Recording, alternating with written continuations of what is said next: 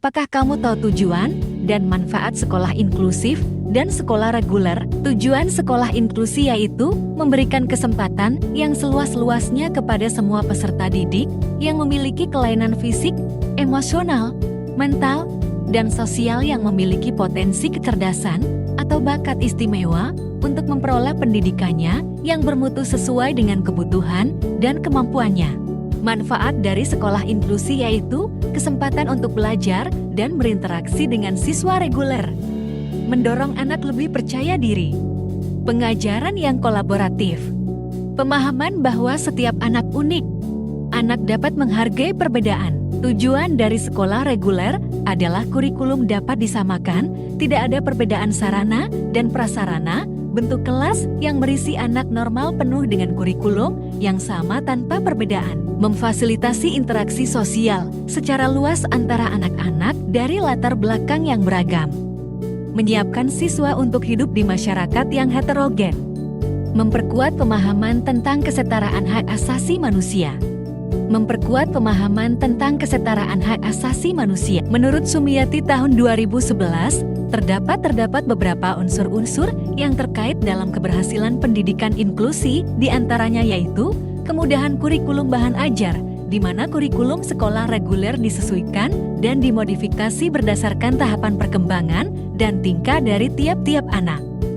Disabilitas tersebut terdapat beberapa unsur-unsur dalam sekolah reguler, diantaranya sebagai berikut. Peserta didik normal. Kurikulum sama semua. Tenaga guru tidak ada perbedaan. Sarana dan prasarana seperti sekolah pada umumnya. Lingkungan belajar dan proses pembelajarannya dirancang untuk anak norma. Apakah kamu tahu jika di dalam sekolah inklusi dan sekolah reguler terdapat kelebihan dan kelemahan? Kelebihan dari sekolah inklusi yaitu menghargai kebutuhan individual, mendorong toleransi dan empati, pengalaman belajar yang lebih kaya, meningkatkan keterampilan sosial, peningkatan prestasi akademik, kreatif. Kelemahan sekolah inklusi di antara lain yaitu sekolah inklusi dibutuhkan sarana dan prasarana yang dapat mengakses kebutuhan individual anak yang tidak gampang dipenuhi oleh sekolah yang telah menyatakan diri sebagai sekolah inklusi. Sekolah inklusi yang sebenarnya juga dibutuhkan tenaga pendidik dan tenaga non-pendidik seperti dokter, psikolog, konselor, dan sebagainya yang tidak serta-merta dapat dipenuhi oleh sekolah yang memproklamirkan diri sebagai sekolah inklusi. Sekolah inklusi yang secara teoritis bisa menerima semua anak tanpa memandang normal atau tidak normal, namun dalam praktik di lapangan sekolah inklusi biasanya hanya menerima anak cacat yang berkategori ringan, bukan yang berkategori sedang atau berat.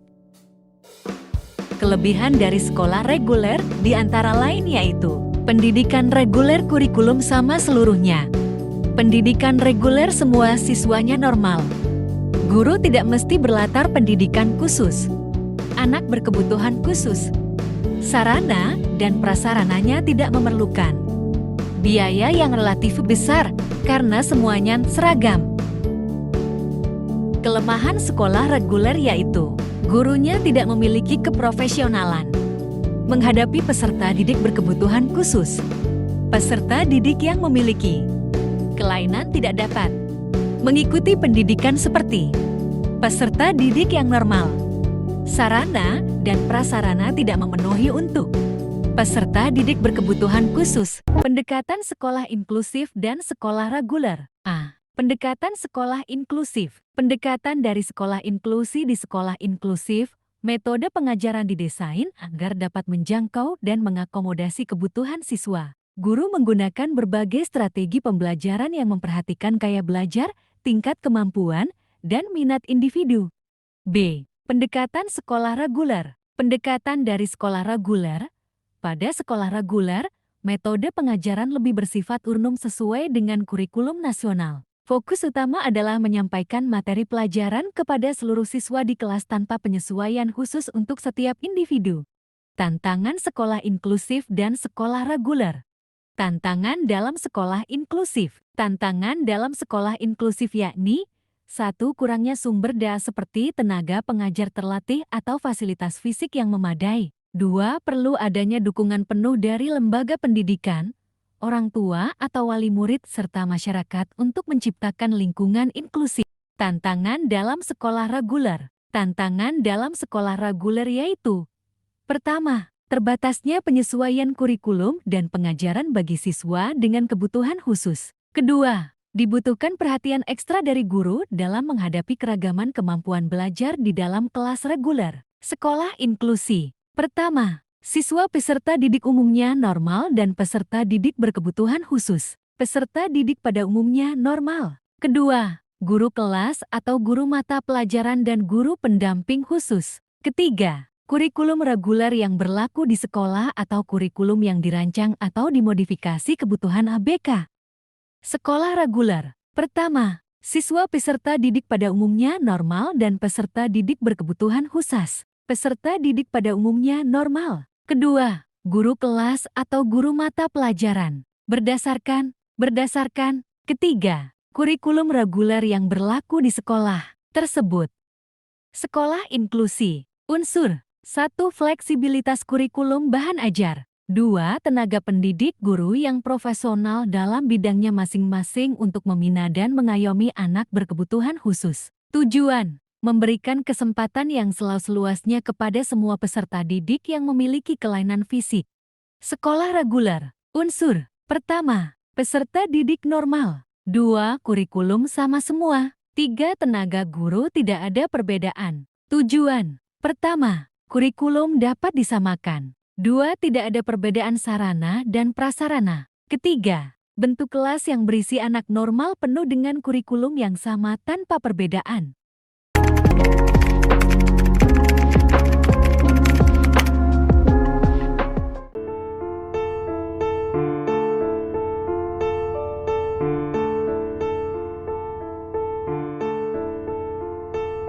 Ya Allah,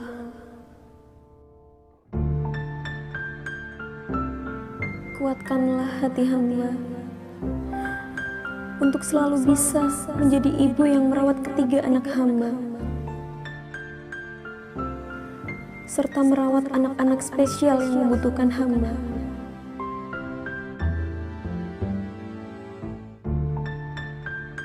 Assalamualaikum.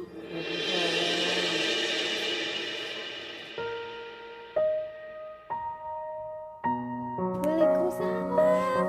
Danang, ya Allah. Nak, salim dulu. Nggih, Bu, pripun, Bu? Niki, Danang ngejek kula mriki. Danang sedih. Amargi Bu Eka mboten nate rawuh teng griya kula malih. Ger, Danang rene arep ngopo? Najan.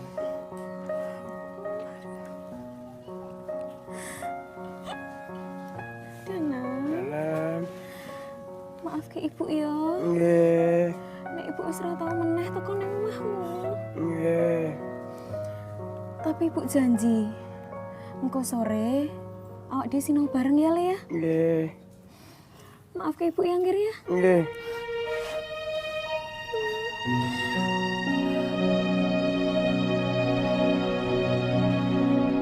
Ya Allah, apa yang sudah kulakukan? Tidak seharusnya aku terpuruk seperti ini. Aku harus bangkit.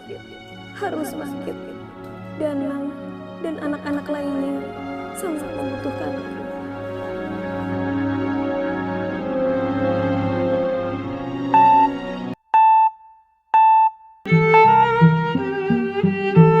Anak-anak adalah karunia. Anak-anak adalah cita-cita dan harapan. Dalam keadaan bagaimanapun, mereka adalah kebanggaan orang tua. Dengan kasih sayang dan kesabaran, semua anak akan dapat belajar dengan caranya masing-masing. Percayalah Mama Papa, tiap anak itu istimewa.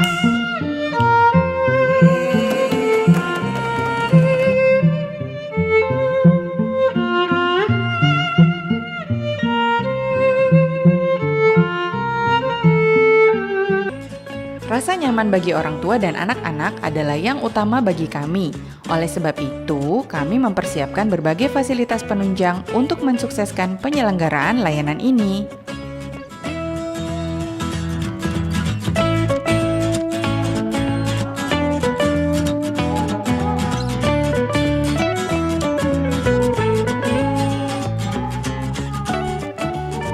PAUD Camellia Inklusi memiliki beberapa program yang dapat dipilih sesuai kebutuhan mama papa.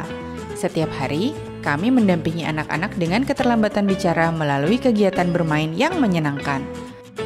Tapi bukan asal bermain saja, melainkan bermain terarah yang selalu dimonitor oleh kakak pendamping. Melalui bermain terarah itu, kami mengobservasi dan menyusun program pembelajaran individu sesuai tingkat perkembangan masing-masing anak. Aspek kognitif, motorik halus dan kasar, imaginative play, dan tentunya juga pendampingan yang merangsang kemajuan kemampuan bicara anak-anak merupakan beberapa contoh kegiatan yang kami laksanakan.